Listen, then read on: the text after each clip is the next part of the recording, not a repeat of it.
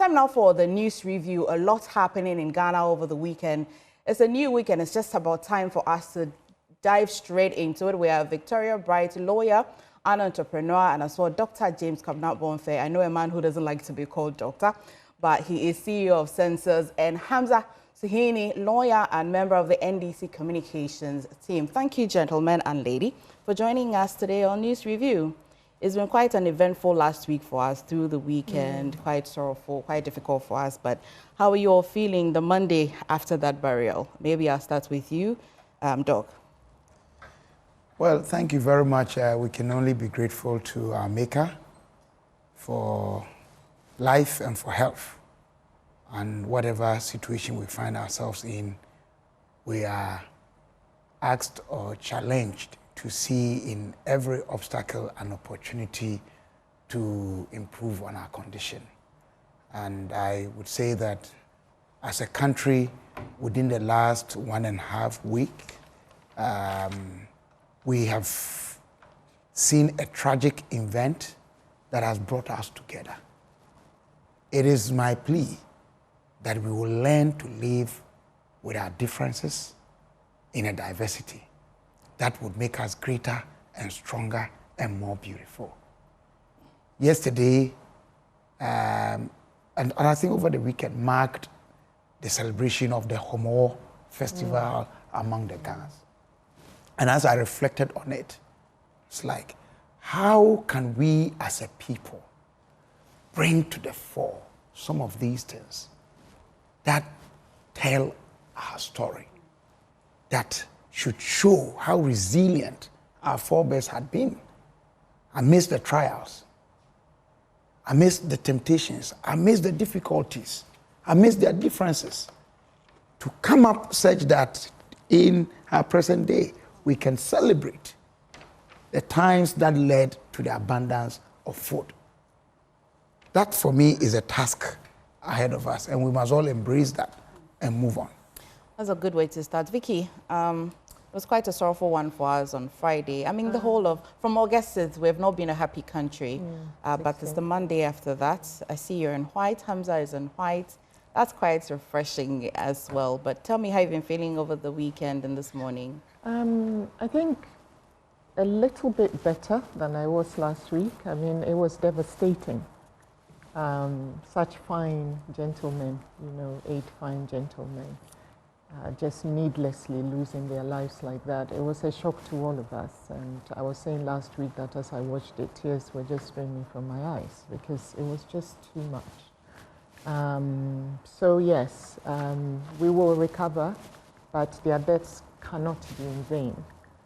And I think the whole nation is united on that resolve.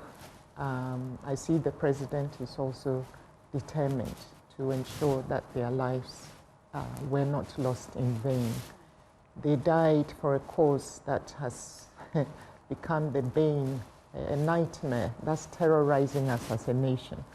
And we want to see decisive steps towards eradicating illegal mining in our society, our country. Children are drowning in open pits, policemen are drowning trying to chase them, journalists are being beaten up. And these guys are actually challenging our security forces because they are also just as armed, which is shocking. I'm glad my brother mentioned the Homo War. I'm from Gamashi, so that was our Homo War. So I was with family and friends over the weekend. And yes, it's a symbol of, Homo War means we're literally hooting at hunger, for those who may not know. And it symbolizes the resilience and unity and the enduring identity of the Ghana state. And so, at times like this, we are brought together. I mean, I normally invite friends who are not Ghans to come and celebrate, so it's a symbol of togetherness and, and resilience, and Right, Hamza, whilst you're sharing your thoughts with us from last week's devastation or last 2 weeks' devastation, you want to as well tell us what has your attention in the news. You want to start with that as well? Good morning to you once again, and my own big brother, Dr. Kabila, and Senior Counsel Victoria Bright, and of course your production team and our cherished viewers out there. Like Senior Counsel indicated, it has been quite a very difficult week. The trauma is just difficult to explain, and this is us, citizens of the Republic of Ghana, so one can only begin to imagine what the direct family members are going through. And for me, though the funerals are over, I think I have said this on many other platforms, my headache has to do with that constant show of support and love to the family. Because in truth, this is the time they are going to feel the impact of the loss. No financial compensation can make up for the emotional trauma they are likely to encounter, because the funerals are over. Those who used to troop to their various homes to give them that support, show that solidarity, the numbers will begin to come down. The reality of the loss will hit them harder than they anticipated. And that is the reason why I feel the minister responsible for health, the Honorable Akando, should continue his work. It is important for us to get in touch with psychologists, those who can continue to be in touch with them to provide them with that medical assistance to go through that emotional trauma. Okay. Because whichever way we look at it, this is going to be the time they would endure it. And for me, that is my headache. Many of us who have lost our parents, we understand how that pain is. Does it make you feel any better, as the Ministry of Gender, Children Protection have also offered that they're happy to provide psychological help for the families? I think that it must be done in collaboration with the minister responsible for health. Okay. You see, it is commendable, but they can do it in the collective. And for me, that is what I want to see. Okay. And those of us who are family members or friends, this is the time for us to continue to show up for them. It is not right for us to abandon them because the funerals are over. We must begin to make time, even if it is just 30 minutes, 1 hour. Go and let them see your presence. Let them know that indeed these fallen heroes of our country were loved, not just because they were members of a certain political party, but most importantly, they were gallant men and men who served our country dutifully. And the testimonies are quite clear. Many of them demonstrated incorruptibility in their public life. And that example should not be lost on those of us with the responsibility to lead now. And many of our young people out there who are aspiring to occupy the political space. That example is crucial for the development of our country. And I only hope and pray that in the collective, we can take advantage of these testimonies of incorruptibility and ensure that we begin to conscientize our young people to appreciate that when you are given the responsibility to lead in public office, it is not about how much wealth you can amass, but the most important thing is the integrity that you can leave behind when you are no more, so that people can give beautiful testimonies like we heard about the Honorable Omani and Honorable Dr. the late Murtala Mohammed. So it is important for us to emphasize on that example, because that is what this country appears to be lacking for years now. We must take advantage of it to once again conscientize our youth to be ready to occupy public offices in a manner that will be dignifying to all of us and protective of our meager public resources. Very well said. What you have in front of your newspapers, let's start with you, Doc. What's in front of the newspaper that has your attention? It may not be in front of the newspaper, but, you know, may have seen something, heard something in the news. Obviously, and Doc, by the way, we have seen that there is a letter-headed NPP granting amnesty to some of its suspended members as well.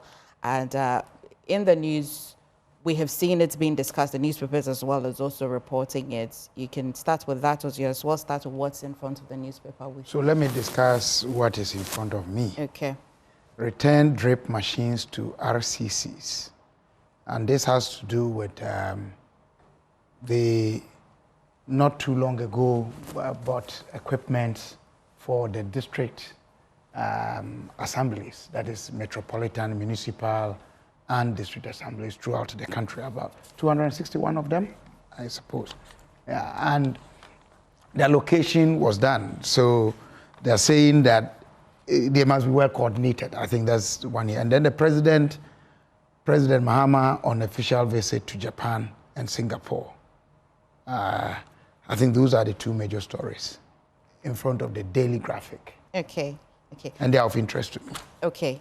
Maybe I should also take what's in front of Vicky's newspaper and then... Yes, and before I talk about that, can I speak about... I want to talk about this DSTV fight. Please, by all means. Yes. I don't really understand what DSTV is doing, MultiChoice is doing, because as a company in Ghana, you have to work harmoniously with our regulators. They should take a leaf out of MTN's books, because MTN, being in the position it finds itself in, has always had to have a lot of communications with the various regulators. And they've done so peacefully, harmoniously, and it's worked for Ghana and it's worked for MTN. I don't know why MultiChoice feels it can take umbrage against our regulator, against the minister. I mean, from what we understand, maybe we don't have all the facts, but if it is the case that they are just blatantly disrespecting the minister and our regulators, then I have serious problems with that. I really do, as a Ghanaian, because I'm tired of people disrespecting us. I really am. So I hope that's not the case, but what we are hearing, and when you look at the comparisons that the minister puts out there, I mean, we really are being taken for a ride. You know, I'm a DSTV subscriber, and I'm happy to go without if it means that our dignity will be intact. So I don't know who their advisors are, and I know they're in the middle of some kind of sale situation with Canal Plus.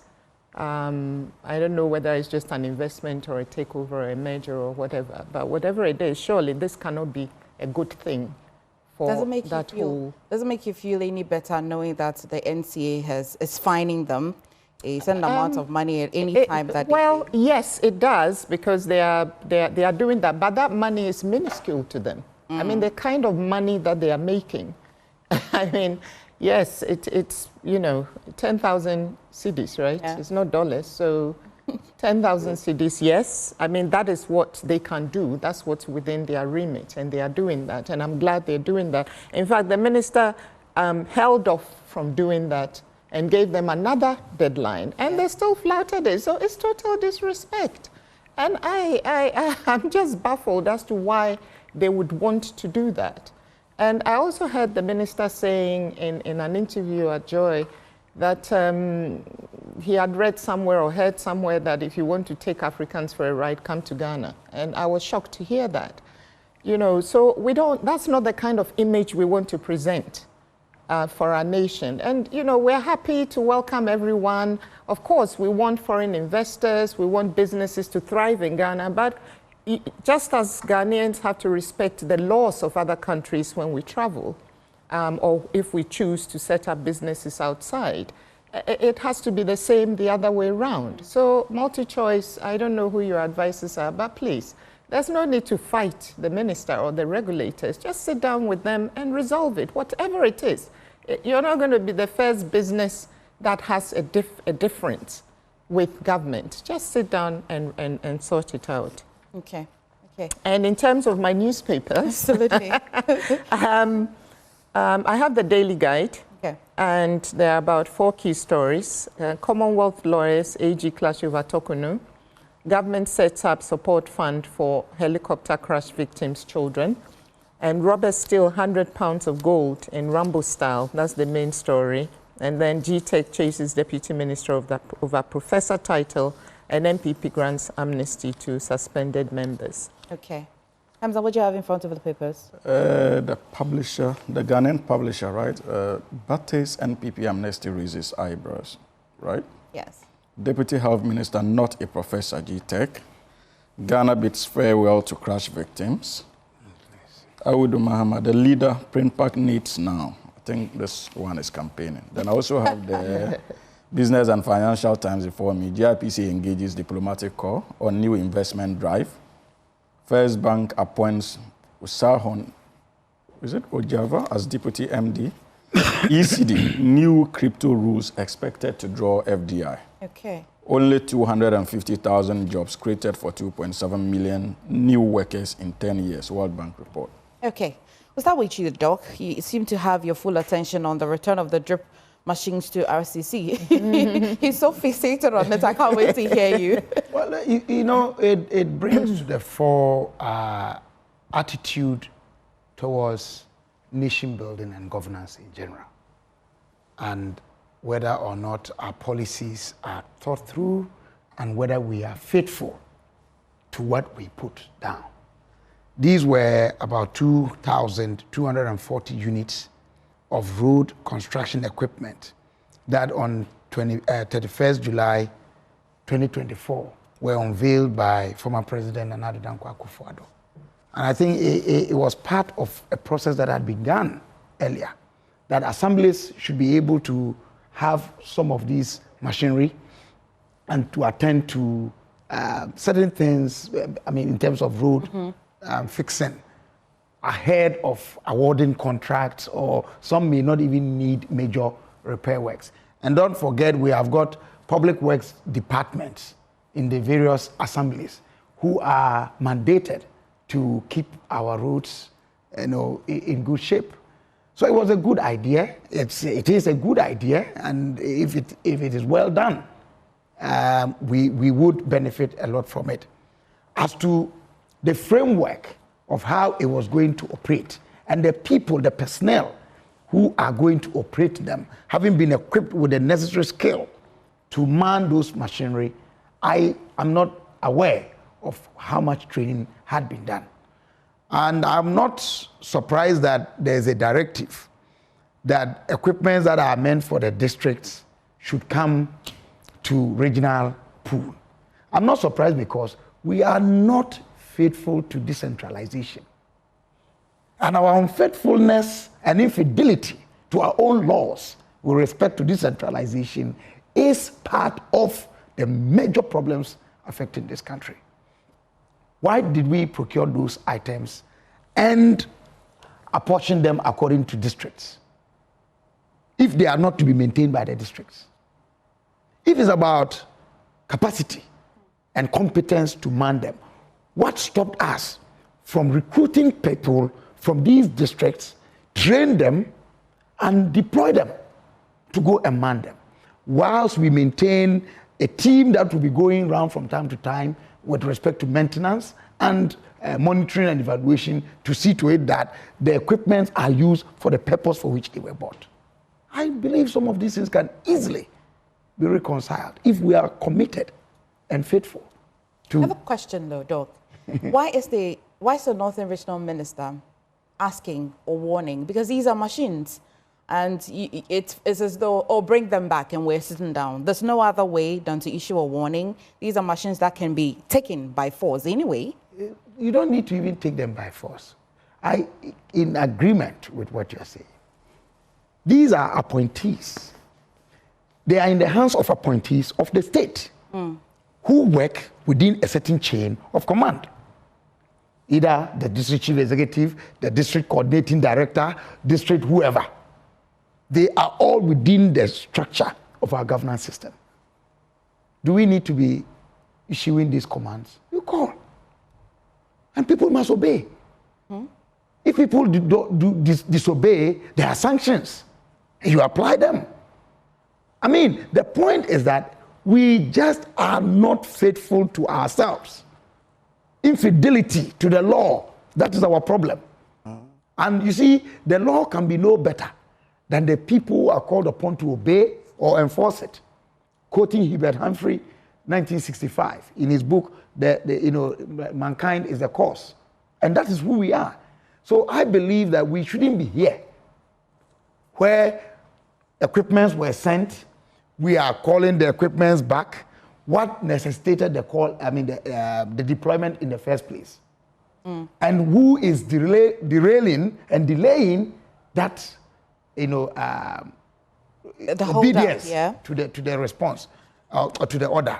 So I think that we should be faithful. For me, if we are talking about decentralization, we should do it to the core. Who makes it difficult for the implementation of decentralization? The people at the top or the people who are at the very level where the decentralization is supposed to be? My little study of it is that it is across.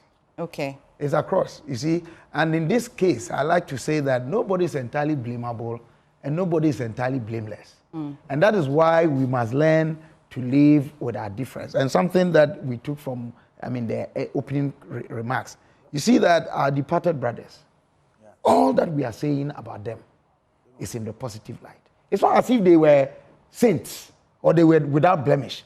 But as a country, we chose that we will focus on the positive dimensions of their life in this period. And we can live with that.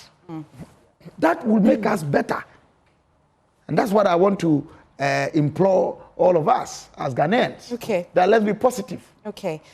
Vicky and Hamza, I don't know if you've been following this particular story and if you want to contribute to the return or the warning that the newly appointed regional drip coordinator should ensure that the district assemblies that are holding on to these machineries should return them by end of week. And Doc is citing challenges of decentralization. If you want to comment on it, you want, or you want to go to the other topics on the newspaper. Yes. I think that I can understand the passion and the frustration associated with my brother's presentation on the matter. But MFA, I have not had the privilege of speaking with any of the actors involved. I have not spoken with the Northern Regional Minister, and I have not had the opportunity to speak with that of the regional coordinator. But what I know as a matter of fact is that at the national level, they are trying to take stock of all the equipment that were handed over to them.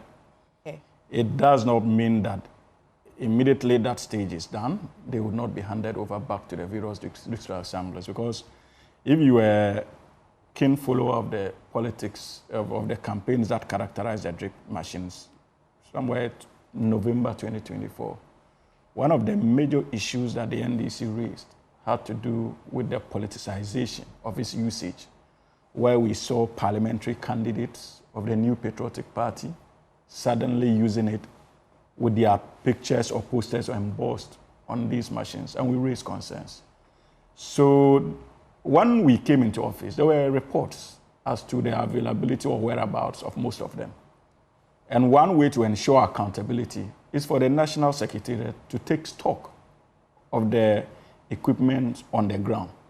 That is what I know is going on. Okay. And so if there are districts that are quite reluctant in more or less bringing the equipment to the Regional Coordinating Council, it simply means that what they need to do is to go back to these districts to ensure whether indeed the equipment are available in the first place, rather than issue threats. And that is what I would advise my own senior brother, the regional minister, to do. Because this is still part of the accountability plank of this government. And the only way to ensure that we get stock of the machines is to examine them physically. Is it not also possible, like Doctor indicated, is it not also possible for us, especially the National Secretariat, to actually send men down to the various district assemblies to ascertain whether indeed these machines are there or not, rather than directing that it should be brought to the Regional Coordinating Council?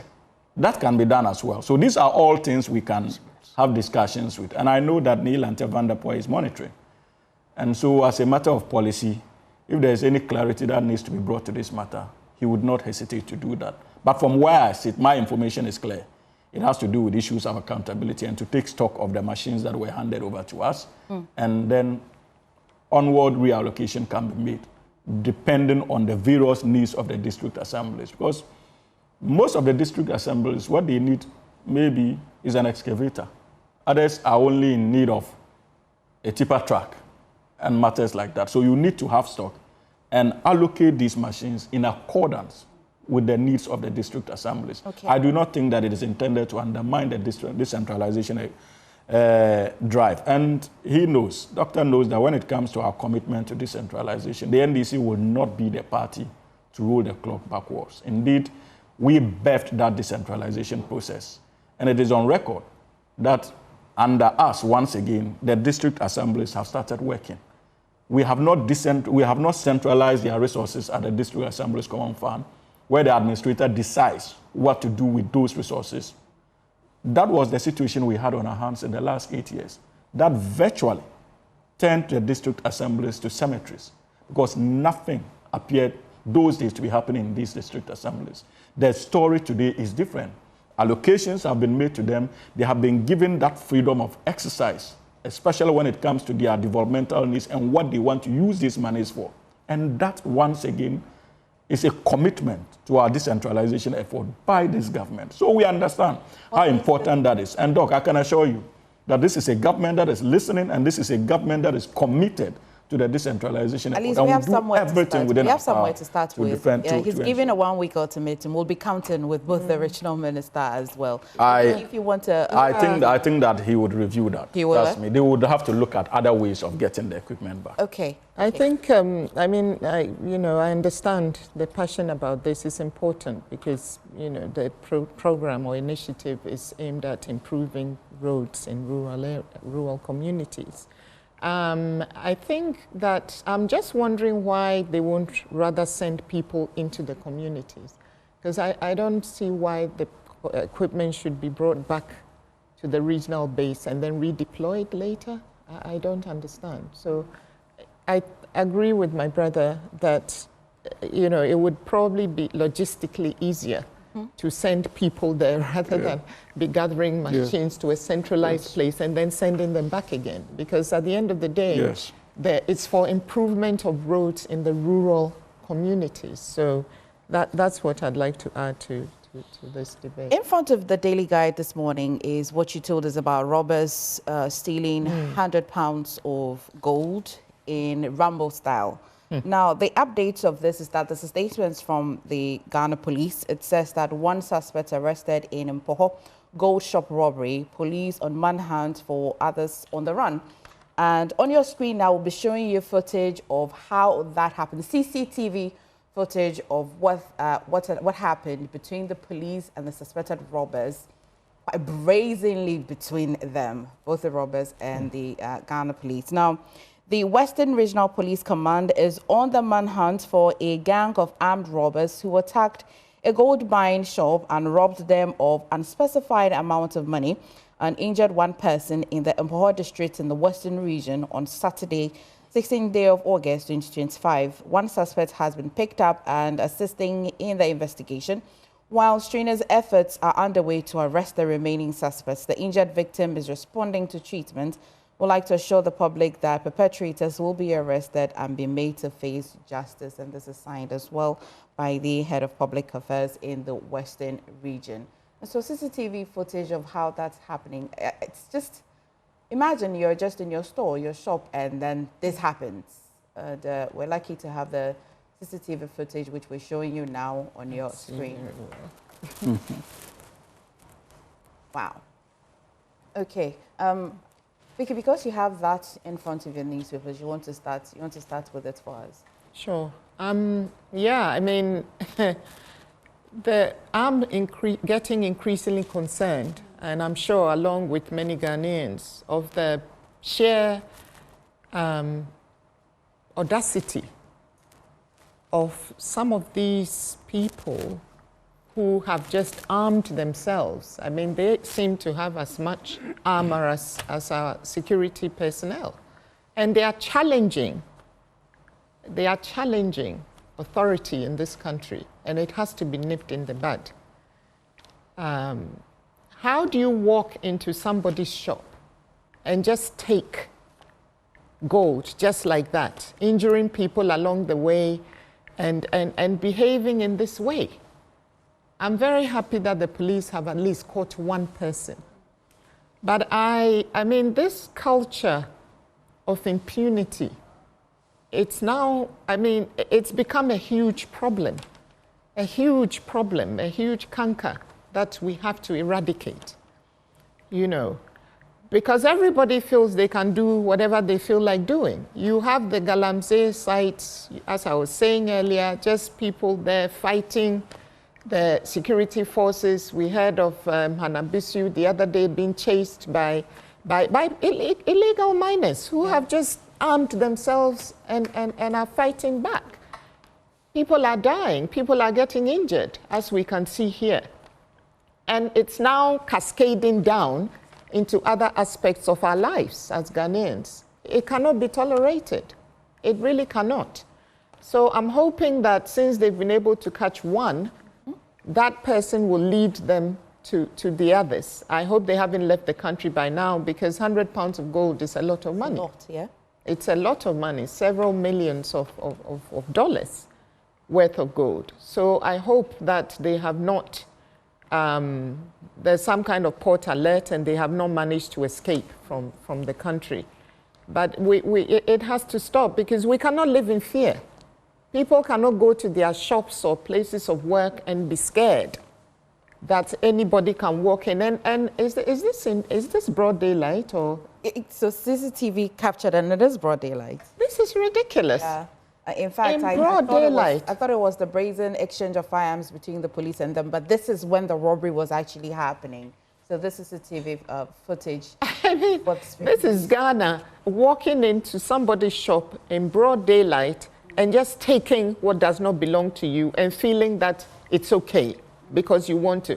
The greed, the extent of greed in our country, and we, you know, my brother Bonfe here and I keep talking about Sikafi when we were growing up. Because when we were growing up, I mean, it's not every money that you take. And it's not every rich person that was celebrated. People were interested in the source of your wealth. But now, people look at the money first and work backwards from there. And this is what is fueling some of this something for nothing generation is what we are becoming. People just want it and they want it now, and they don't want to go through the process. Process is important. Process is important. So for me, it's something, it has to stop before it becomes, because if we become a lawless society, we become ungovernable. And if we become ungovernable, then it becomes like the Wild West. Anything goes. And that can never be tolerated. We have competent security forces. And really, they must nip this in the bud. Doc, would you say that crime of this sort has increased? I would near say that if you check, it looks as though there's a lot more of illicit arms in the country. Large portion of them are not registered. I cannot see, maybe my eyes, but I didn't see the use of guns in this robbery. Did you see it? I didn't see it. From where I sit, I have... I'm deficient. Yeah. I'm limited in view. Yes, I also can't see. They were holding guns. If you want to talk about increase and whatever, you must be speaking to data. You must be speaking to a researched outcome. Yeah. And I don't think that is before us here. And I haven't done any such study. You see, the problems we have in our country don't wear party colors. The solutions to them can therefore not don colors of political parties. There is a government of the Republic of Ghana above partisanship, including people who are non-partisan or have decided not to belong to political parties. And I bet you the statistics will show, if you look at the data available from the political parties, the people in the majority are those who don't belong. So in looking at these issues, I want to discuss them from the lenses of a nationalist. And it's something that has been with us. From time to time, it will come up, we talk about it, then it goes down. And these things are coming up because they have been reported in the news. There are such incidents which are not reported. Right. And so one has to be very careful how we talk about the issue of increase or decrease or whatever. That said, we are happy today that at least there was a CCTV. Yeah. And that is one of the things that we need to appreciate about the capacity to utilize digital technology in improving on our conditions and our way of living. But it is not enough to have CCTVs there. Where was the monitoring team that was supervising the feedback where this CCTV was, pointing to, or whatever record that was taken? The people who were supposed to pick them and work on them, because this is supposed to be a security area. And what rapid response went there from our security outfit? How are they connected with the police, the military, and other security agencies in this regard? Could we have, having failed along the intelligence level to pick and preempt them, when they were there, within a limited space of time, how were we able to rapidly respond to, arrest them? Did they run away with the loot? Mm-hmm. They did. They did. They did? They did, yeah. Okay, so it brings to question our response to some of these incidents. And then, now after the fact, with the aid of the CCTV and whatever signal we were able to pick, what network have we been able to establish to ascertain the identities of these people? At least one person is. Yeah, he will lead them to. So it will lead us to pick up the rest. And this might be a syndicate. Okay. So that it's a chain. They do this here and they do that, and they have other people within where the thing happened in the where this store. happened. Yes, in giving them information. We need to tap in on all of this, to dot the I's and cross the T's. And eventually, if the crime or the criminals get to know that, hey, our law enforcement agencies and the citizenry are up and alert, and we need to be careful, I'm sure it will help in bringing down this. The last point I want to make on this is that there is no better security than the security that is provided by the people. When we walk about and we see happenings around us, how security conscious are we to pick car numbers when we see that they are parked in areas that are unholy or not right?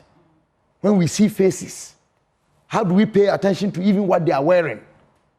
We need to train our minds that we are all policemen and women one way or the other, because the police cannot work if we don't provide them with the necessary information. And also, the same thing happened. Just as part of this story, they're saying that on July 30th this year, so 2 months ago, right, the same thing happened in Elenbele. Okay. The same thing. Armed men walked into a gold buying shop and attacked the attendants with guns and machetes. And in that incident, one suspect was gunned down and another one was arrested, but all the other accomplices are still at large. So we need to... One person takes the fall for the team members. Yes. Wow. And then where Doc, starting from where Doc just ended, I think that the issue about security consciousness on the part of the citizenry, I've always been arguing for this, I think for a very long time now. I hold a view, especially as a trained teacher myself in the past, and I had the opportunity to teach in many basic schools. And so it was a proposal I made. We should find a way of engaging, especially the Ghana Education Service, of engaging with the Ghana Police Service. Let us introduce at least tips, a course that is associated to security at the basic level, to university, so that we all would have that basic rudiments when it comes to spotting many of these things and informing the authorities. It is important, but it appears that we take it for granted and we assume that it is the responsibility of only the police, and so they should be able to discover many of these things. Let us find a way of introducing that into our educational curricula, so that at least, if for nothing at all, the citizenry can become that educative when it comes to our security as a country. But again, for me, it is not about window dressing. And that is what we've been engaging for years now, unfortunately, as a country. MFR, what we are dealing with is the effects of questionable leadership, bad policies in many state institutions. And this transcends the political class. In all honesty, not long ago, before his demise, the Honorable Dr. Omane Boama brought the attention of the nation to arms that couldn't be accounted for at the armory, as far as the Ghana Army is concerned. An initial investigation revealed that through national security, it had found its way into private hands. In the video, what they are using are guns. Pardon my vision. I couldn't even recognize a gun in the video. No, they were holding guns. They had guns. You initially said they had no guns. They had very big ones. And in the story, in fact, one of the dealers was even shot in the leg, in the thigh. And this was around 7:30 p.m. So that is why I'm saying that, look, it appears that as a republic, we take pride in window dressing. We must go to the root cause of many of these things. Where did they get their guns? We have a licensing regime in this country. And yet still, even in state institutions, we cannot account for where our ammunitions are going to. That is dangerous. Why do you think that we are having issues with Boko and the likes? Where do you think they have access to these guns from?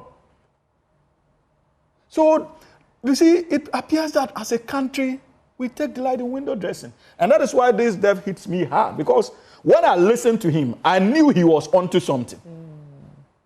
And it should have gone a long way. So it is my hope and prayer that whoever is going to take over as minister responsible for defense will continue these investigations.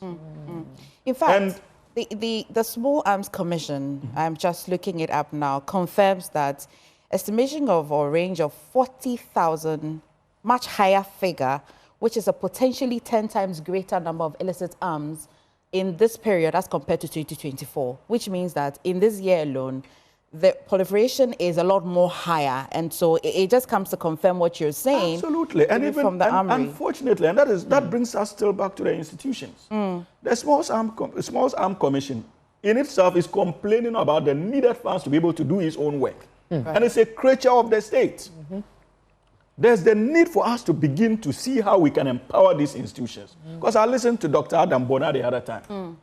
And he was clearly on his knees in terms of how challenged they are when it comes to resources. And so those who are mandated with the responsibility of driving the reset agenda in conformity with the objective of His Excellency the President and the National Democratic Congress ought to understand that these are the issues we need to focus on as a government. It is important. These are the issues we need to focus on as a government. And we see, apart from the institutional lapses, again, MFA, let us be honest. Look at the vicinity that they are running that business. And to have that amount of gold. High-value business. High-value business. We have a regime regulating gold trade in this country. So the people themselves must be conscious when it comes to their security. Because I will not put 80,000 or that amount of gold without requesting for at least police protection. There's a system in this country where you can actually go and engage the Ghana Police Service and pay for their services. If your businesses are legitimate.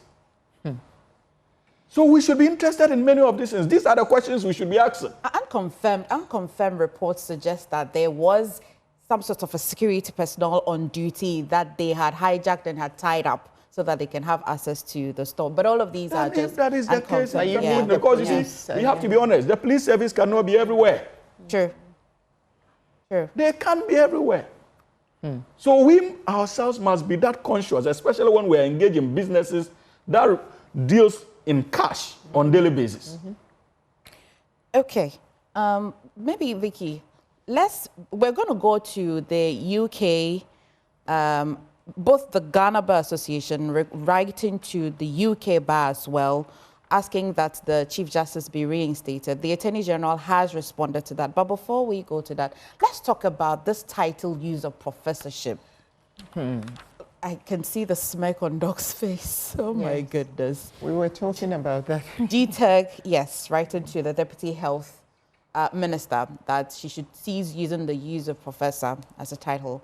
And I've also seen that her lawyers or some write-ups suggesting to be legal representatives of her also writing back in response. First of all, the general performance of GTEC in writing to persons using certain titles, what's your initial reaction to that before we get to this detailed one?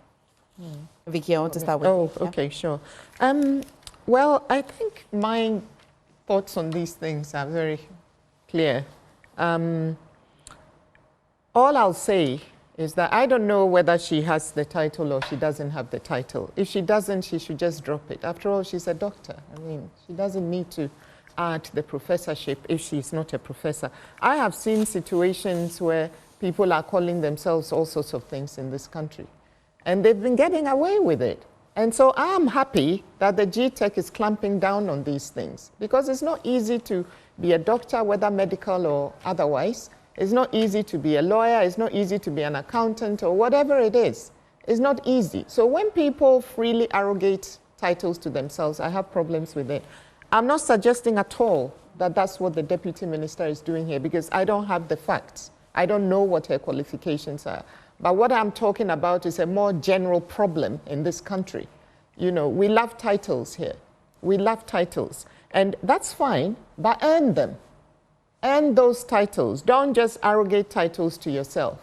So for me, this thing between the GTEC and Dr. Yinsu Dankwa, I don't think she needs it. She's a medical doctor, right? Yeah, so I don't know what the big thing is, the big deal is about. I mean, professorships are conferred by institutions, and each institution has their own criteria for conferring the professorship. So it's not like a general thing where you say a PhD. Everybody knows what you've been through. Whether it was conferred in Ghana or Timbuktu or the US or whatever, it's the same, it's a process that you have to go through, and they generally last around the same number of years. Professorships are more partisan. In America, they tend to use it more loosely. Absolutely. If you're a teacher, they call you a professor. Yes. Yeah, in England, no. You have to earn it. In Ghana, no. You have to earn it. So, and I like that you brought the US. I'm not quite sure whether it was the US that she lived in for a while before she came. Yeah. But, you know, I like to think that the title that you held before, wherever you are, even if it's a company or wherever it is, you are likely to want to stay with that one, the very recent one that she had, right? Say, if she was in the US for years and she was being addressed as professor, I like to think that if she arrived in Ghana, she wasn't going to just drop it off. I mean, forgive my ignorance, but it will not be strange for such a person who's been addressed as professor outside of the jurisdiction will come to Ghana and drop it. But I'm not a specialty in this. I'm not an authority on this. Doc, you're here. Is it strange that if you worked in the US and you were called a professor, whether you earned it conferred on you informally or formally, would it be strange that you addressed that? Apparently, she was an adjunct professor. Adjunct associate. Adjunct associate. Oh, then she was not a professor. You see, I feel very uncomfortable having this if she discussion. was an adjunct associate. You know, because as my sister Vicky said, this is, it's needless. You see, there is this thing about American jurisdiction from here. The US, they will call you professor if you are teaching, even in the high school. Exactly. You're a but professor. they will not attach it to your name. No. Okay. They will not. Okay, in official documents. Yes, they will not. So let's stop making it look like in the US they will call you professor just because you are teaching, and they will attach it to your name as a rank. Or a title, permanent title. In fact, professorship is not an academic attainment in terms of, you know, like having a degree. It is not. It's a rank that you reach based on scholarly work and based on your contribution to knowledge. That is why we call PhD the terminal degree. It's the highest. Okay. So there are people who have PhDs. They don't have professorship titles, but they are more published than emeritus professors because they did not submit themselves to the process of going through, the evaluation to become a professor, associate professor, full professor, and if by extension, at some point, emeritus professor when you are in retirement. They have not, but they are satisfied with that, even though there are more published persons such as that. And you must subject yourself to a certain a process by that institution. Yes. Professorship is institution specific. It's very rigorous. And every institution has its own criteria that it uses. And you know, there are some scholars who say that professorship is not transferable. If you are a professor at the University of Professional Studies in a particular discipline, you don't necessarily have to be a professor in the University of Ghana which is a different institution and may not even have the department in which your professorship is. So if you leave that department at the University of Professional Studies, the professorship title dies there with you. I'm saying there are some people who are of that school of thought. Okay. I'm not saying that's the case. I'm just trying to understand that. I'm just saying that, you see, for me, what we are talking about here is scholarship, achievement with scholarship, and being celebrated by society. I would want to, agree with what Vicky says, yeah. We've watched this beautiful lady. She doesn't even need the title associated with it. You are good. We know. You don't need that. And to flaunt it, and that's where my problem is. To want to, I am this, let your scholarship speak for who you are and your attainment. Let us see that this is a scholar, this is somebody who has a certain pedigree, somebody with a certain impetus, somebody with a certain background. Let it reflect in your attitude and your expressions or presentations. How do you feel about she feeling that GTech is onto something more personal? So if that is her view, I really don't know, but I mean, there's something that Vicky said. I used to think that GTech, but it's something that is serious because we live in a society, as much as we think that we have increased in our literacy rate and all that, in so many ways, we are still in the traditional stage of development.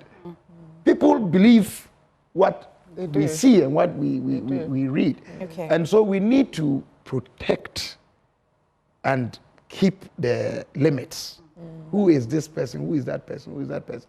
Not all of us will publicly reject what is accorded us that we are not. Okay. Yes, briefly, I think that I just got an information in relation to your DRIP. The directive of the Northern Regional Minister. It had to do with the fact that when the equipment were brought into the country, most of them were not sufficient to be distributed to all districts. Okay. So not all districts got it? Yes. So those ones were particularly centralized at the Coordinating Council. Okay. So that assemblies can go for them. Yes, you can go for. So some of them went for them. And didn't return. Oh, so you take it, use it, and bring it back for the other person. They were not enough to go around. Those particular ones. So I think that is the case we have. Okay. But in principle, I have no problem whatsoever with GTech. Yeah. As far as this fight is concerned, in principle, I have no problem. As a political party, we you are being partisan, Papa. I'm being partisan. I'm not. I'm just being. No, the way you said as a political party. As a political party, when we're campaigning. The man is a politician. I don't expect him to sound religious. Yes, when we're campaigning. I'm a politician. I'm saying he's been partisan. Right. But that was an enlightenment. Okay. When we're campaigning, we promised a reset. I've heard other people say that why is it that GTech has become this active now that the NDC is in power? I've heard others calling for the head of the GTech boss. That is not in tandem with the reset agenda we promised. I have no problem whatsoever. If GTech has seen the need to do what it is mandated to do under an NDC government or John Mahama's presidency. That is clearly in line with our reset agenda. And that is what I expect from our state institutions. And I am fully in support of GTEC on this drive, because undoubtedly we must have limits in this country, especially when it comes to these titles. Look, we have laws in our law book that has to deal with, what's the name, defrauding by false pretenses. Right. Assistant professor, which means... Can this really amount to that? If you do not, I do not know because I don't have the facts. But if you do not have qualifications and you ascribe these qualifications to yourself, it is a problem. It's a big problem. And if there's a creation of law intended to regulate many of these things, and it is acting, so be it. I have heard the statement, I've seen the statement of the lawyers of Professor Ayensu. Quite a long one. Yes, so I am happy about that. She feels strongly. It is within her legal right to do so. She feels strongly that they went about it the wrong way. Yeah. And she's done the honorable thing by instructing her lawyers to engage with GTEC, that these actions are in line with law. So let us allow them to continue. But many of the other instances that GTEC has raised red flags, I've seen a number of them have complied. Many have dropped these titles. That is how to sanitize the process. And nobody in our political party, especially the National Democratic Congress, should have a problem with the work of GTEC, from where I sit. Because we did not win this political power to take for granted the desires of the Ghanaian people. In fact, what I found interesting is that that legal response from her lawyers indeed had her name, but for the first time it was without a professor. Wow. Yeah. See? Beneath it was the doctor I lost title. That one. I lost That's that what one. I But you see, looked out for. but then again, she probably have a reason for doing it. Absolutely. They are contesting it. That is the beauty of it. And so it does not mean that she doesn't have the title. They are contesting it. So let us allow them to engage in that process, lawful process. But like I indicated, MFA, everybody in this country should be commending GTEC. Yeah, absolutely. People have cooked certificates in this country. Oh, yes. And they are employed on the basis of these fictitious certificates. And that's why many of our graduates are on the roads seeking for employment, and they cannot have access after going through formal training in their various educational institutions, earning degrees that they are worth. Indeed, in this country, political people or politically exposed persons had to be sanctioned because of an error in their thesis that even their supervisors couldn't discover. Right. We all hailed it. And we thought that was the right thing. Many had concerns about it. So why are we so comfortable in suddenly allowing people to throw about titles that they have not earned, or that the GTEC believes that they have not earned? Have you forgotten what happened in this country when people had their masters withdrawn?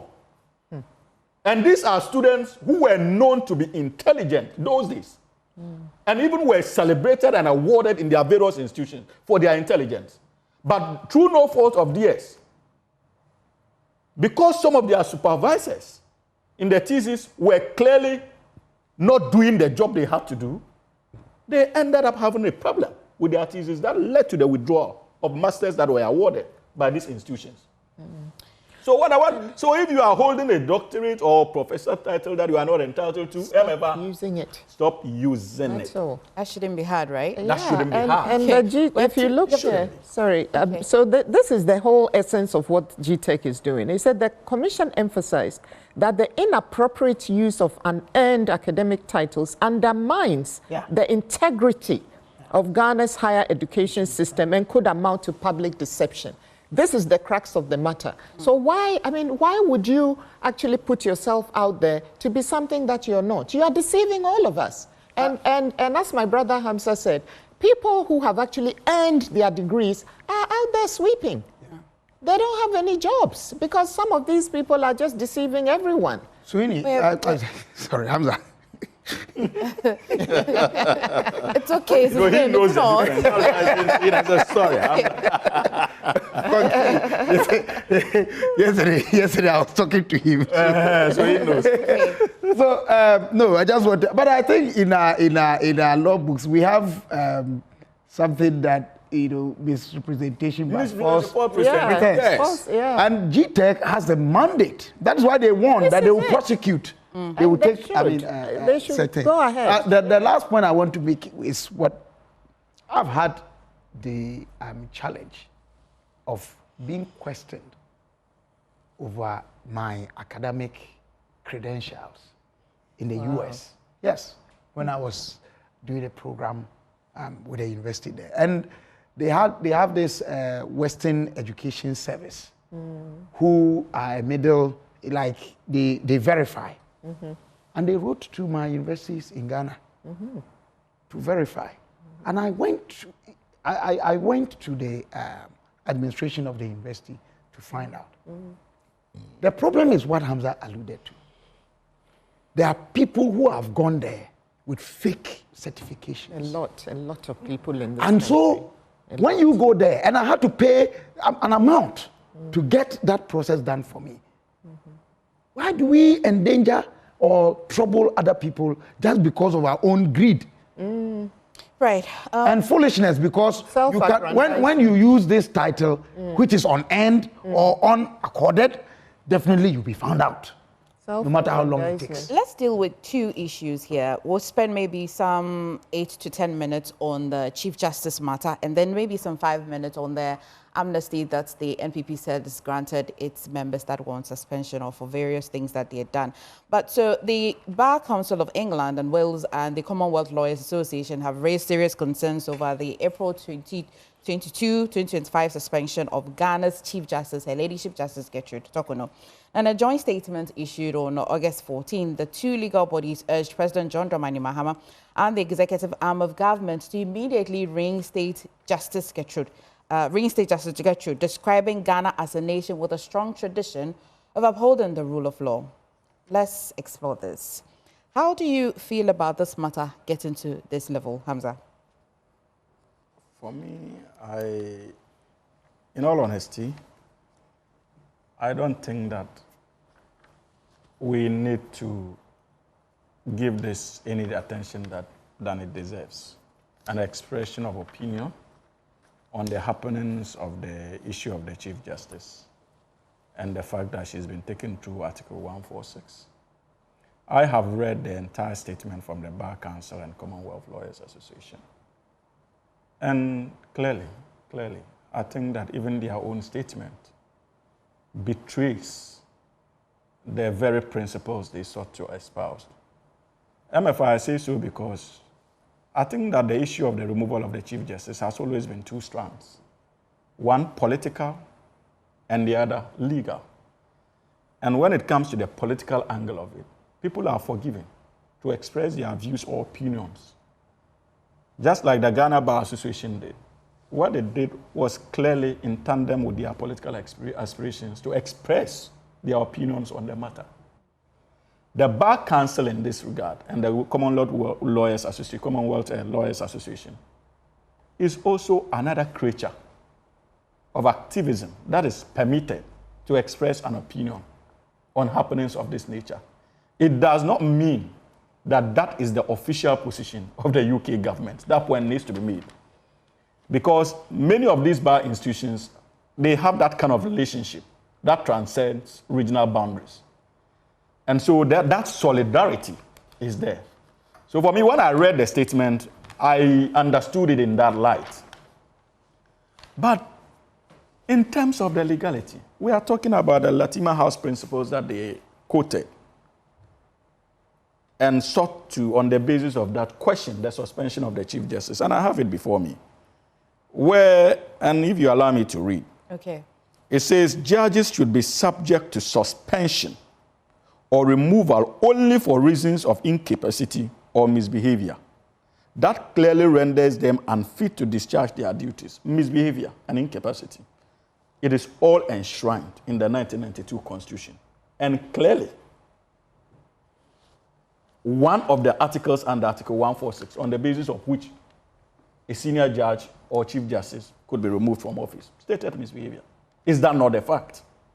Now, the same Latima principles proceeds to say that court proceedings should, unless the law or overriding public interest otherwise dictates, be open to the public. Superior court decisions should be published and accessible to the public and be given in a timely manner. If we are saying that the committee that is investigating the matter is a quasi-judicial body, and we have elected, based on our constitutional principles, to make it in camera, clearly again in tandem with the principles of the Latima House that they quoted. So I'm struggling to understand where there's a breach of the law. As far as the operationalization of Article 146 is concerned. But MFA, even more intriguing, is the UK Constitutional Reform Act of 2005. That also details the processes that the government of the United Kingdom, either the Lord Chancellor or that of the Prime Minister, processes that they could activate to remove a Court of Appeal judge or High Court judge or that of the Chief Justice. And in that particular provisions, I think somewhere Article 1, Section 135 of 2005 of the National Reform Act, it is the Constitutional Reform Act, it is explicitly stated that a tribunal could be formed. And based on the outcome of the report of the tribunal, indeed the Prime Minister of the United Kingdom can proceed to suspend a Chief Justice pending an address to both houses of Parliament and onward forwarding to the Queen or King for final determination of the matter. So in all principles... I'm coming. And so if you read, even if you read that Constitutional Reform Act, and the tribunal that has been spearheaded or spoken about here, it has the stature of our Council of Elders. And if you look at Article 146, it also says explicitly that the president may, in consultation, acting on the advice, rather, not in consultation, acting on the advice of the Council of State, can proceed to suspend the Chief Justice. So the president has not acted alone in exercising that power to suspend. It is acting on the advice of the Council of State. Okay. So you see, it is in tandem with their Reform Act. Both so I am struggling. And then the Constitution absolutely. as well. And I'm struggling. But you see, finally, MFI, it is important for me to learn. Okay, I have looked at, and the reason why I made references to the political bit of it, I've looked at the composition. People are waxing their political influence. I have looked at the composition of the Commonwealth and those interesting figures who are associated with the New Patriotic Party, who are in there, and the kind of political strings we all know we can pull just for the PR of it. Again, I know as a matter of fact that Mills, Barbara, who happens to be the head of the Bar Council in the UK, I know her. And I know she has a very good relationship with Justice Tokono. It predates this particular issue of her removal. And so you cannot prevent somebody like me from trying to understand the political justifications behind such an unusual statement from the Bar Council. And that takes me to the final point on this matter. You see, when I was worried, I began looking at our own internal constitutional mechanisms, especially the composition of the General Legal Council. And I think that we must learn from this example and consider how we can factor in the minister responsible for foreign affairs when it comes to sensitive decisions that borders on our international relations. Because I'm convinced, where I sit, that there's no way the UK government would be comfortable with this statement that the Bar Council issued. But the challenge is that there's that disconnect. So the Bar Council is not mindful of the international repercussions this statement could pose for the UK as an entity. So as a country called Ghana, we must learn from this example and ensure that in the future, our own General Legal Council, in the name of this so-called bar solidarity, it doesn't go to engage in an issue that clearly will falter when it comes to the foreign policy direction of the Republic of Ghana. I have you land on that. And these are concerns that I think that those who are at the helm of affairs, especially when it comes to the legal architecture, should be talking about. Doug, there's the need for us to have this let me have Doug respond to right? this. Let me have Doug respond to this. Respond to the issues. Yes. I think that the Bar Council of England and Wales and the Commonwealth Lawyers Association are non-governmental bodies. That point must be made. I'm not sure, Hamza. I think you had, a call in the UK. Yeah. And by virtue of that, you are also called to the Ghana Bar. You belong to one of them, or, yes. Or either of them, both of them. It's possible. There are lawyers in Ghana who are members of these councils. So in terms of the legitimacy to come into this matter, it's not in doubt. And it has nothing, as Hamza himself said, it has nothing to do with the government. It's not a governmental thing. So why you would then proceed to say that Ghana as a country should take a cue from it and look at relations between associations and comments that they make, for me, it's far-fetched. Yes, it's far-fetched. It's a non-starter. No. But the important thing, if you look at the statement, and I've taken pains to make notes in it, they are not saying anything new.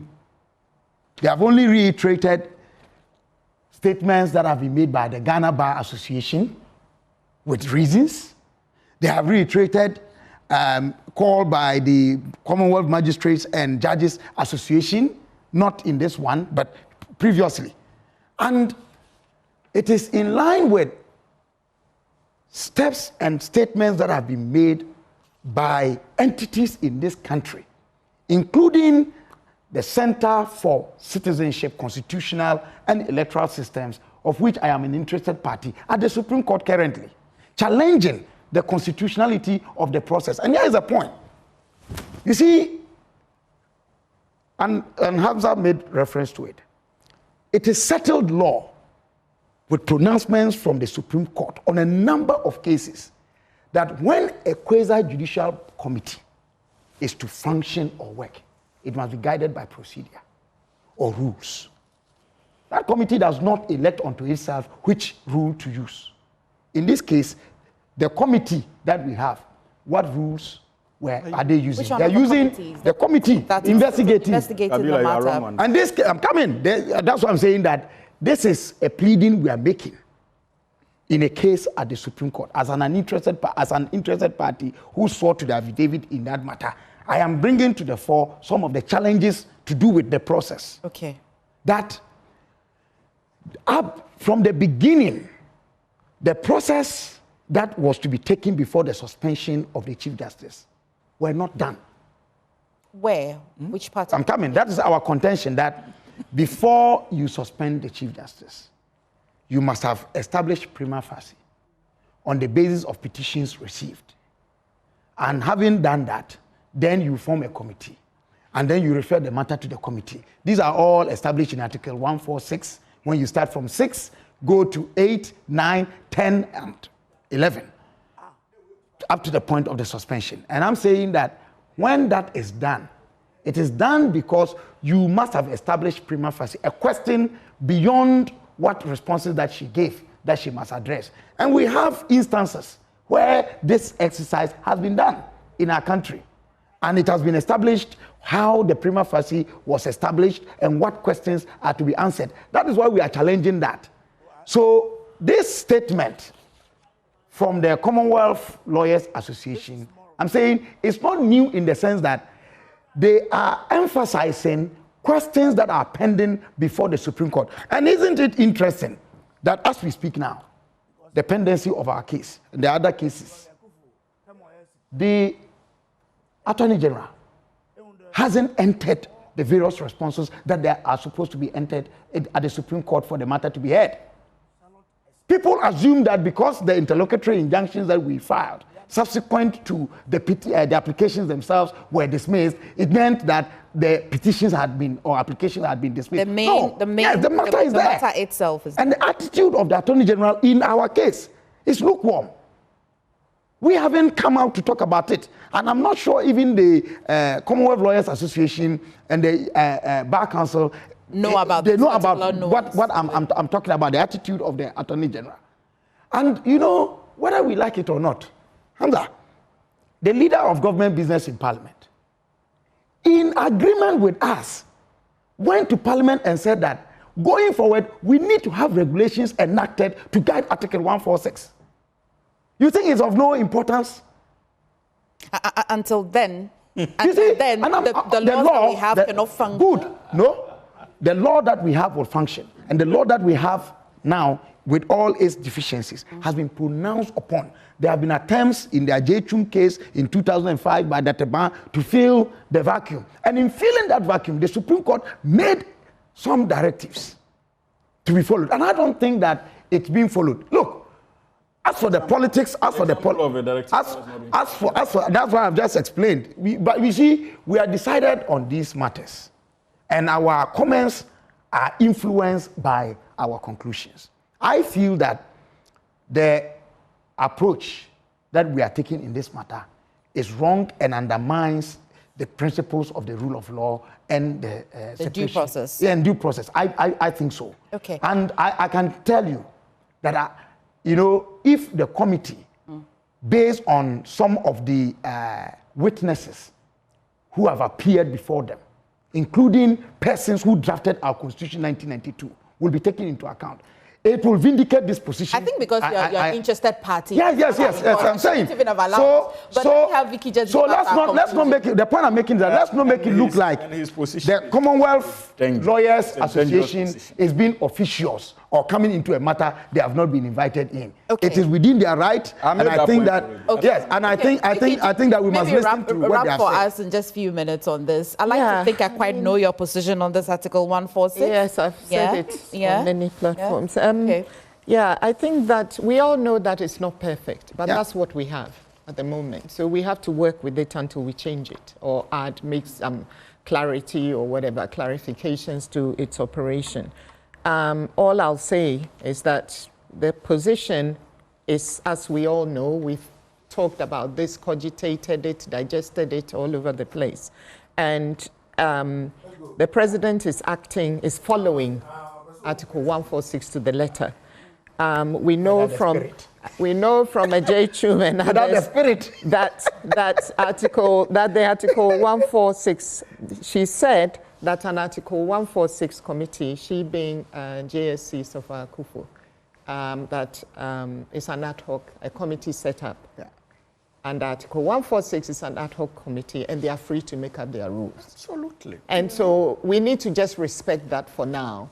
We know there are problems with it, and we must change, we must address those problems. But for now, that's what we have. I don't see that the president is doing anything wrong yet. When he does, I think we'll all see it. If I just 30 seconds because the time is up. First of all, it is important to understand. I really don't. To make the point and to make my brother understand that when it comes to the laws of this country, pronouncements of the Supreme Court constitute that law. Yes. And so when it comes to the regulations or rules governing or directing the operations of that particular committee, that pronouncement she just made will still override it. Yeah. It is not the only pronouncement. And no, please. There isn't. It says they are free to make their own rules. So it's part of the law. So you cannot, on the basis of Article 146, be demanding a law. Finally, on the issue of the most recent on the issue of the international relations, I think that you probably would need to engage further when it comes to the implications of the operations of organizations within a country. Its implications of these international we need more time for that. But this organization is beyond the bounds of the UK. The AM show. We've been joined by Victoria Bright. She is lawyer, entrepreneur as well. Dr. James Komna-Bonfair, he is an interested party in that matter. Hamza Suhini, lawyer and a member of the NDC communications team. Thank you so much. There's more on the show. Big stories coming up. Please stay.